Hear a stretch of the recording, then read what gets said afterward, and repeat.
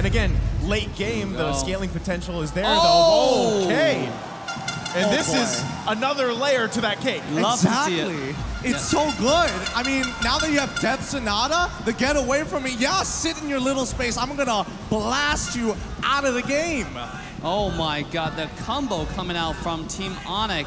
They're looking to wombo combo, right? With the Kufra engage, with the Granger Death Sonata, and you have the Valentina dive as well. This is the combo versus the peel, right? Echo is more peeling in this game. It's very uncharacteristic, almost the opposite from what we've seen of Echo in the previous stages. So this is a completely different playstyle coming out from Echo. I'm excited to see how they pull off this Melissa play. You really have to protect the Melissa, but can you do it in front of all this dive? It's tough.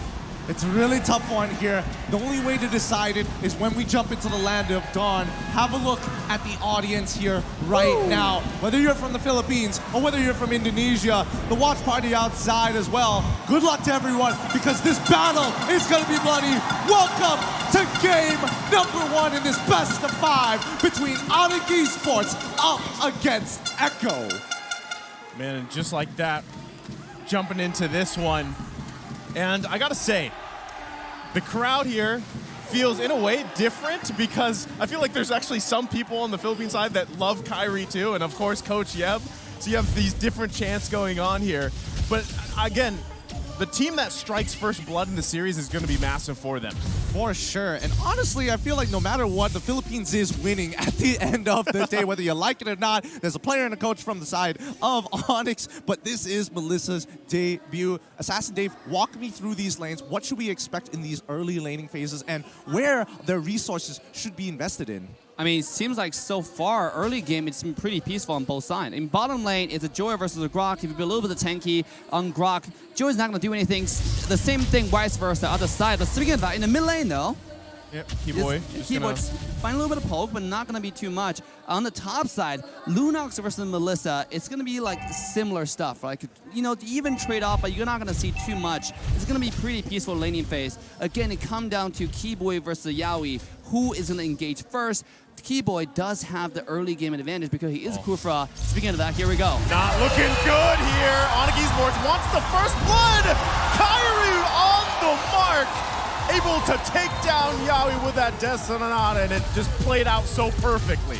I don't know about you, but it does kind of feel that Onic needs to make that first move all the time. They cannot play defensively against Echo, and Echo generally is going to be much better at the counter-engaging, stopping this aggression. So now they have to take full advantage of the early game to start their lead.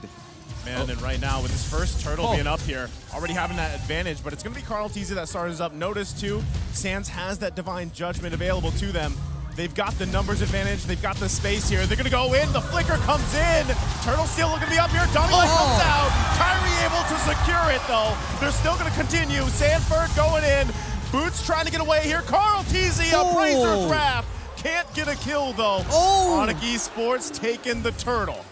Wow, that was disgustingly close to a steal there coming in from the Xavier overall. Didn't have the Enlightened form just yet, but if he did, I think that might have been the difference maker. But so far, Echo played it well.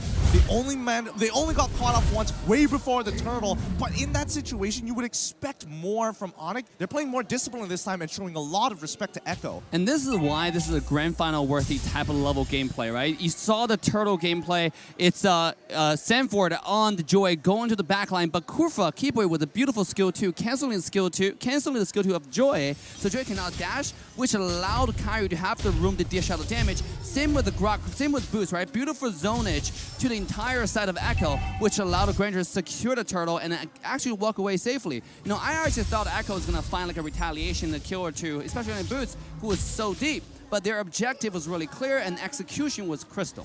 Yeah, I think they also understand that right now isn't the time to fight. They do have their ultimates, and yes, they're a little bit more ultimate reliant, but at the end of the day, it's still the items, the numbers here. Teasy might be in some trouble. Okay, they jump in for Carl Teasy. Should be fine, though, but it's 4 members here for Onic Esports. Gonna back off for now, and, you know, like you guys were saying, it's really... Echo Philippines does not have the firepower yet, especially we don't actually know how this Melissa is going to work out so far because it's the first time it's come out in the tournament.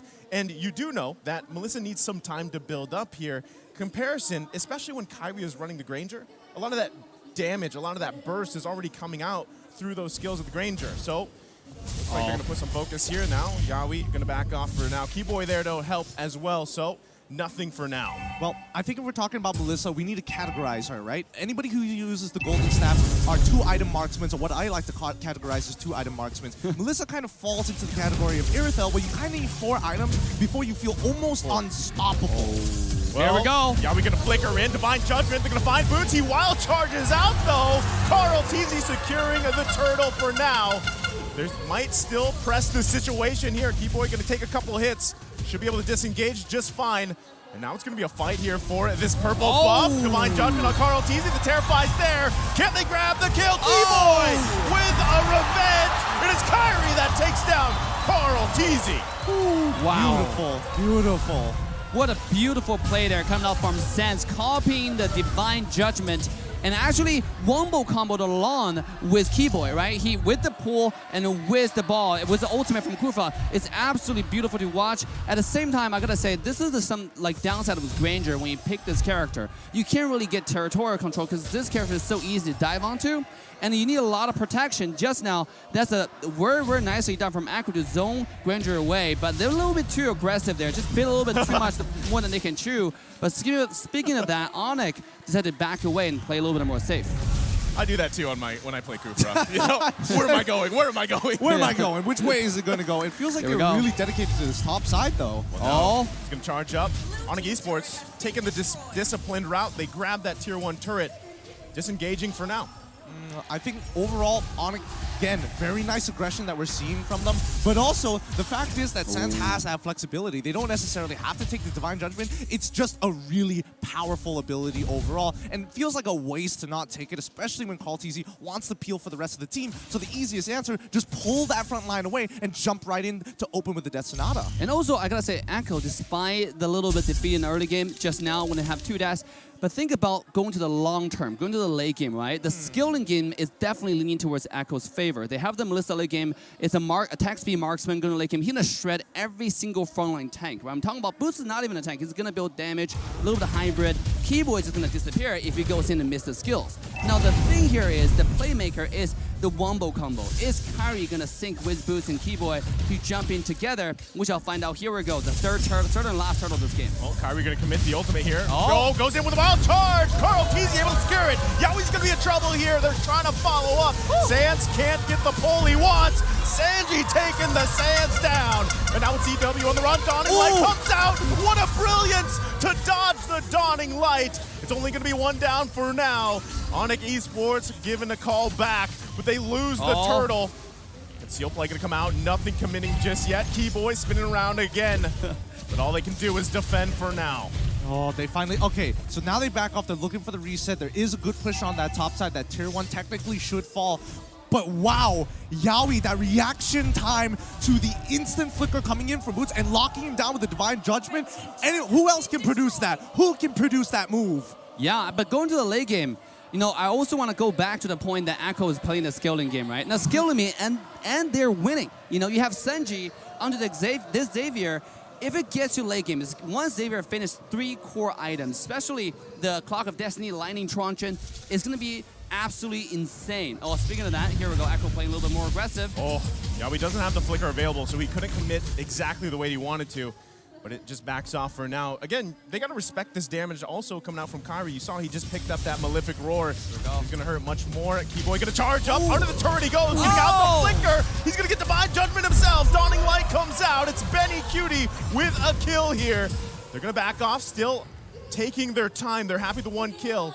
And Onic Esports going to back off. That was so nice. Now we have a very clear idea of how Echo wants to play, right? It's a hook, spear, and shield strategy. Very similar to Mincetar. You look to hook that 1 person in, the Carl Teasy comes and blocks as much damage as he can so that Onic cannot follow up with the Death Sonata. He just needs to be in the right place at the right time. At the same time, that does mean the bottom tier 1 tower is in trouble for the side of Onic. But Echo now, with the pressure they gain, they're able to easily push a lot of pressure on the bottom side. Speaking of that, here we come. Okay, Carl Teasy was there. He had the vision. Lord's going to be up now. Both teams, you're going to see them just kind of ensue this Lord dance. And you got to also keep an eye, right? Sans does have the Divine Judgment. So right now, Echo knows this. They're not going to commit. I mean, topside, Joy has to actually maintain that wave. And Onic, even though they could want to bait out a fight here, I don't think they want to start it too soon unless they know the positions of the Echo members. And now they're walking up. Like, you can see that Yawi is very clear where he's going to be. Keyboy looking to engage. Yawi knows Sanford's going to go in. It's Kyrie that secures the Lord. Sands going to be trouble. He's going to flicker out. Sanford grabbing the kill. Echo looking for a collapse here. The dawning light's going to come out. It misses its mark. Kyrie going to be in a bad position. Has to go out. Keyboy, though. Sanji unleashing. Appraiser's Wrath will miss. Not finding the mark, but CW falls as well. And Echo is punishing Onic Esports. Huge mistake there coming in from Onic. That Mystic Field into the tri-buff, cutting off an extremely crucial funnel point, and just Onic members walking into it and getting caught up even though it was clear the Mystic Field was active. Oh my god, and that's just showing you how deadly Joy can be on the EXP laner. He literally 1v5, right? He walked in, popped the Vengeance, and what are you gonna do? Sense just died, and Kyrie was trying to help. Nobody can help, you know, because it's so tanky. He has immunity to claw control. At the same time, if you hit him, it's like hitting yourself. But worse, he doesn't have a shield, has an ultimate, just to take all the damage that reflects onto you. So, what a beautiful, beautiful character. Beautiful pick here, in this case, to dive onto Kyrie and dive onto Sands. Here we go. Gonna come out here, they get the wild charge, but the getaway comes out from Benny Cutie, disengaging the fight. Great reaction time coming out from Echo. Boots needs to realize that he's becoming a little bit more predictable, and he needs to make sure that his passive is on a line when he does it. Even the smallest 0.5 gap in his passive can get countered. This is nuts. This is absolutely nuts. Let's take a look at the items of the power spike. Melissa already finished 3 core items. The damage online is not going to be really good against tanks because it doesn't have any penetrations, melee damage, and critical damage. Look at Granger, though. It's Hunter Strike, Malefic Roar. This guy is doing pure penetration. It's just going to be that burst of skill damage. Here we go. Oh, no. Yawi going to find his target here. Keyboy's going to be in trouble. Razor's Wrath going to come down, but the stun comes out. A massive revenge. Yawi's in trouble. Carl TZ falls. It's Onic Esports trying to turn the tide. But look at Sanford. Double kill for Benny Cutie as well. It looked so good, but it turned out bad for Onic Esports. What a counter engage here. You think you're gonna take out your boy Keyboy. He makes the play after absorbing and soaking so much, but Benny QT, Inspire and Quick Puppet chunking out 4 people at once. I have to see his items. I need to know, how did he do this? He is building pure burst right now. Speaking of that, it also is a tough task for CW. He has to find the flanks, he has to find the Ruby DD combo onto the backline, because if he doesn't, this is going to spell trouble or doom for Onic Esports. I mean, again, this is a skilling game. The later it gets, the worse it gets, and there are 2 hyper carries for Echo side, right? You have to worry about the Xavier, you have to worry about the Joy, you have to worry about the Melissa. I mean, which one do you go to? As long as they don't overlap the position, you have to find the most important one. I think at this point right now, it is going to be Benny QT. Yeah, it's, I mean, you have a really big decision here to make on who you're going to focus if you're Onic Esports here. And especially if Sands can get that Divine Judgment. They're going to force Echo back off this Lord the best they can, but Carl TZ still going to continue it. They're going to look for the advantage the way they can. Also, Sanford, keep an eye on him, making his way down to the Lord fight. He'll conceal play going to come out. Keyboy going to get caught with the Divine Judgment. Can he get away from there? Tyrant's Rage comes out. Keyboy's still going to be alive. Carl TZ falls into the bush. Mystic Field comes out. Dawning Light, they get the flicker, but look at Sanford. Under the turret he goes. Still looking for another kill. Onic Esports shutting him down, paying the price. But Benny Cutie's still here. Boots in a bad position, but Echo's going to call it off for now. Oh, Keyboy's still alive. My God. Okay, 2-for-1 trade. It works out for Onic, but I think now is the right time to talk about battle spell economy right now, because that's the only difference maker for Onic to be able to get in and out of fights consistently. Without their battle spell, they can't really force outplays. They cannot really get as much value as they want to out of their Wild Charge or even the Tyrant's Rage. Here we go. Another potential fight here, but this Lord is so very important to break even for both sides. Oh, Echo Right now, maintaining about 2,000 to 3,000 gold lead. At 30 minutes into the game, that's almost nothing. You're absolutely right about the battle spells. For Echo, they still maintain a lot of flicker. I see 2 flicker with Red Tree. Meanwhile, for Onic Esports, they're down to 1, and that's on Boots alone, right? If he's able to find a flank, oh, here we go. Speaking of flank, Sanford gonna start it up again. Yawi gonna go in. Keyboy. He grabs the target. Kyrie still able to get out here. Lord still gonna be worked on. Keyboy finds Yawi. Carl Teasy gets the retribution up. And Benny Cutie gonna be able to unleash here. It's a double for now. Echo Philippines still gonna look for another. Mystic Field comes out. The dawning light finding 2. Sanford pressing the situation. Kyrie, the outplay comes out. It's Sandy that falls. Oh, that has got to feel so bad for Sanford. He popped the Vengeance, he had everything, but the damage was just way too much. Sans, please don't die here. Okay, he's still alive, but it's terrible. Oh! Benny Cutie! Okay, is he okay? Are we good now? He's all right. All right. My blood pressure isn't, though. oh my god, what a back and forth game so far. The team fight, just when you think it's gonna lean towards one side, it turns around and lean towards the other side. I mean, at this point, like, I don't even know. Onic can still have a chance because their mechanic is so good. You've seen the dive just now come from Sanford. I really thought Sanford was going to get to the backline and kill Sans along with Kyrie, but that's not what happened. They turned it around. Can I just say, Melissa's having an amazing debut here in Yep. M4, and that's what we're seeing. You know, Sans able to get that Divine Judgment. That could be crucial for them. They got to be careful here how they juggle this Lord around, protecting the top side here. Seal play is committed. Onic Esports still going to hold on just fine for now. Sanford trying to clear at that mid lane. Onic Esports still able to hold the high ground for now. Everybody getting in position here. The first one to pull the trigger, it's Onic Philippines that backs off.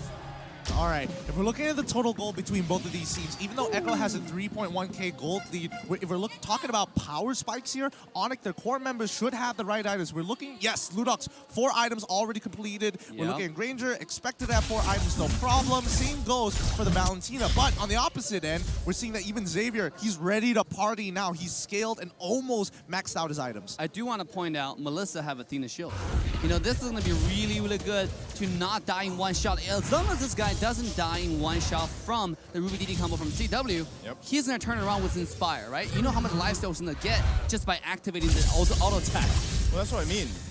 Echo Philippines doing such a good job at allowing Benny Cutie not to even be in that position, right? Sanji using the Mystic Field if he has to. A lot of times, even Yawi, if he's not initiating, he's peeling there for them. And of course, you have that double, pretty much CC coming out from Carl TZ here. So Onic Esports, slowly but surely, they can find those weaknesses in Echo Philippines lineup.